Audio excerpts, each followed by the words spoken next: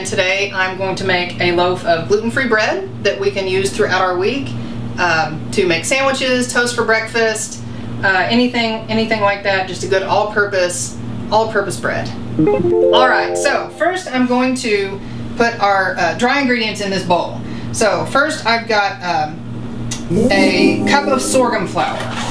So I'm going to mix together sorghum flour, millet flour, and brown rice flour. So since we don't use the traditional white flour or bread flour that you buy at the store, I use a mix of several different gluten-free flours. And when we make bread, we need a flour that has flavor, we need a flour that has starch, and we need a flour that has some protein. So that's why the mix of several different flours. Okay, so I've got my sorghum flour, millet flour, and brown rice flour. And now I'm moving on to my potato starch flour.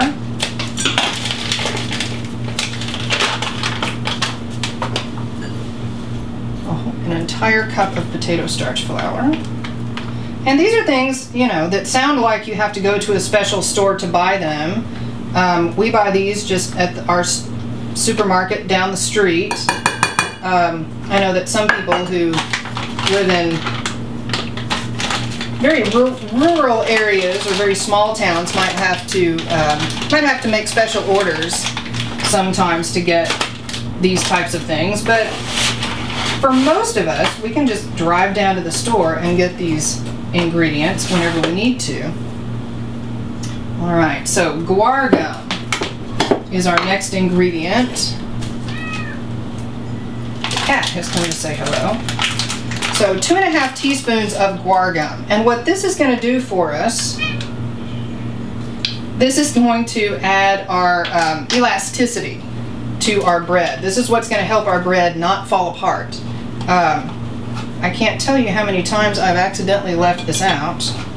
And honey, what does that do to the bread? It makes a big difference. Yes, it does.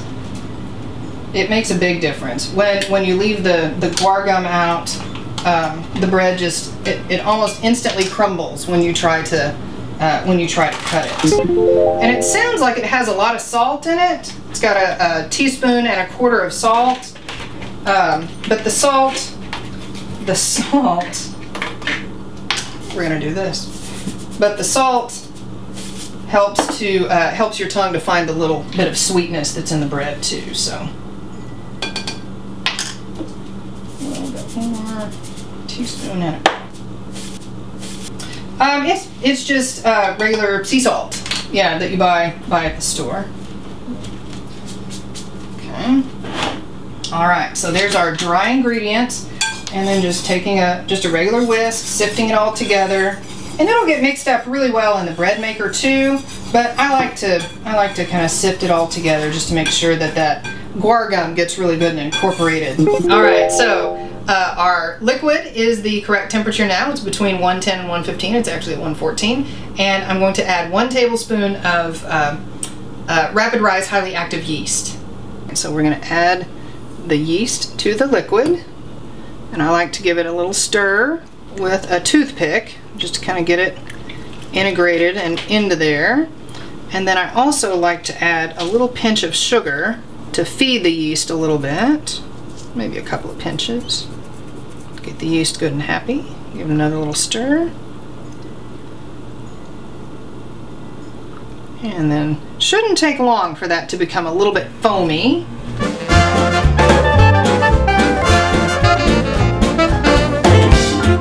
Okay, so we've got our proofed yeast ready to go. We have a lightly beaten farm fresh egg ready to go. And so we've got the pan from our bread maker, and there's this little paddle inside the pan, and this is what actually mixes and kneads the bread. A terrible mistake to make is to forget to put this in there. So we always make sure that we have placed the paddle in the bottom of the bread pan on its little post. So here's our proofed yeast. We'll add our liquid ingredients. These are proof yeast. No one gets left behind. I'll scrape it all out of there. Add our lightly beaten farm fresh egg.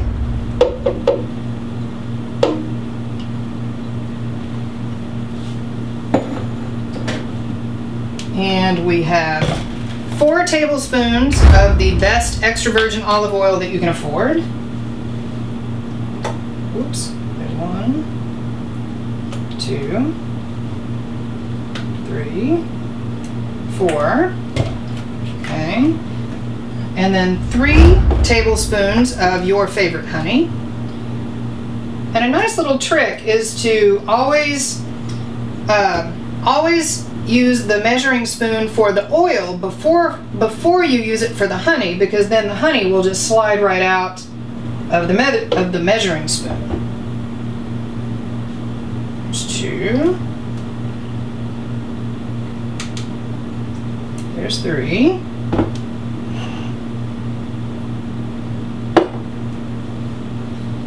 Last little bit. Okay. And then our last liquid ingredient is our ½ teaspoon of mild rice vinegar. Let's say ½ teaspoon. We need a little bit of acid in there, just a tiny bit. All right. So we've got the liquid ingredients in our bread pan, and now we're going to add our dry ingredients. All right, so we're placing our bread pan into the machine. We'll snap it into place, and then we will select our gluten-free setting. Gluten-free setting, and then we press our start button, and it starts to mix. Okay, all right, so the machine is finished with its kneading cycle. I have pulled out the paddle so that we don't end up having to pull it out of our finished loaf of bread. Now we're going to close the lid, let it rise and bake. All right, so this beeping means that we're done. So I'm just going to shut that off, and we'll go ahead and open it up. Look at that bread. There we go.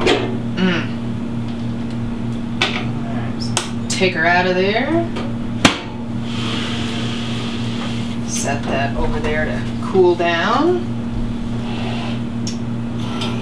Let's slide this on out of here and let it cool on the rack. There we go. So we'll just let that cool for about half an hour or so. Half an hour to 45 minutes before we start to cut into it and start to enjoy it. Alright, so our bread is finished baking, and I'm just going to slice it so that we can get it ready to store. Have your very handy, sharp, serrated bread knife, and just find the thickness that you like.